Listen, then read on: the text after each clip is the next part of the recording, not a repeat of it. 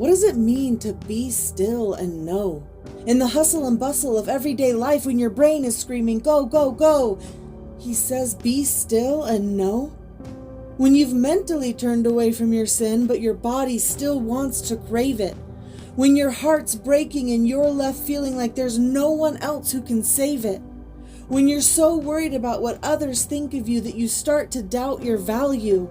When you're so overwhelmed by what Satan says you can't do that you forget what Christ can do. When everything around is falling apart and you think you're the only one who can gain control. When everyone wants you to be someone different and you're exhausted from filling every role. He says, be still and know. When you're drowning in responsibility, answering to accountability, and fighting to maintain stability. When you're questioning your capability, facing your own fragility, and feeling the weight of futility. When you aren't as young as you once were, and your age is staring back at you in the mirror. When you're grasping at the time you have left because you can feel the end slowly inching nearer. When you wonder if your good will outweigh the bad, if who you've put your faith in will truly show. When you wonder if God really feels you deserve the gift of grace on you that He chose to bestow. He says, be still and know. Because you aren't the first who longed for a deep and lasting peace. Because you aren't the first to pray for war and for striving to cease. Because even Moses asked, who am I, while overcome with disbelief and doubt? Yet God still used him to stand up for his people in slavery and to bravely lead them out. Because even Esther said there is but one law to be put to death when she was asked to take advantage of her position.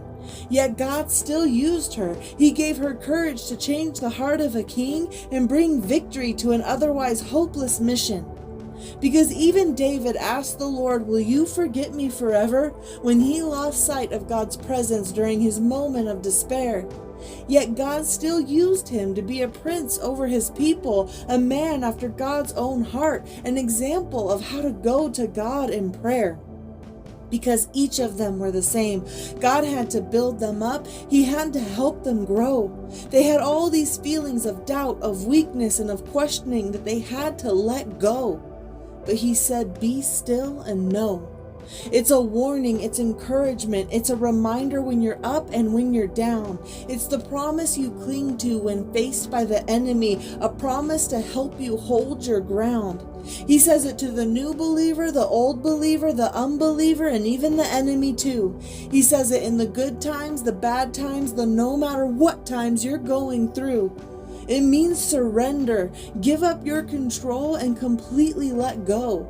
It means to have faith, to trust in the plan that God will show. Be still and know. It's the reminder in the midst of a war on a battlefield, in the midst of awe and wonder in a peaceful meadow.